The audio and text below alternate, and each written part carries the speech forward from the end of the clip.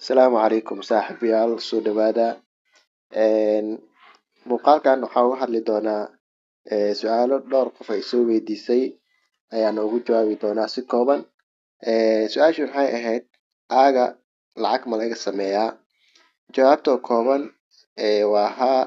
Applicationkan ama linkigan aaga ah lacag waa laga sameeyaa oo waxa waaye dhowr bil ama dhowr sano ayuu hawada ku jiraa. Dad badanaana lacag ka sameeyey oo ilaa haddana ka sameeya. Marka waana hab fudud oo lacag loogu sameyn karo.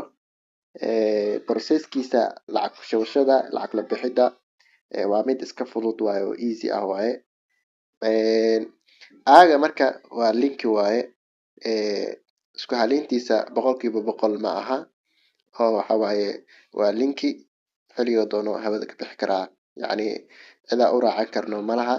Kaliya waxa waaye qofka wuxuu u baahan yahay inuu qaato go'aan qaato oo risk taker inuu noqdo uu dhaho ama profit ama loss labadaas mid inuu qaato waaye. Intuu hawada ku jiro laakiin adiga waxa waaye mar walba faa'iidada leedahay. Ani waa tijaabiyey oo ilaa dhowr bila isticmaalay. Ilaa haddana hawada wuu ku jiraa waa u shaqeynayaa. Marka dadka isoo weydiiyey aaga lacag ma laga sameyn karaa? Jawaabta kooban waa haa, waa lacag waa laga sameyn karaa. Waana maalgashan kartaa. Waa haddii adiga lacag yar oo ka maaranto haddii aad haysato waad gashan kartaa. Maadaama uu waxaan yahay linki, linkina uu yahay boqolkiiba boqol waxaan isku aamini karin.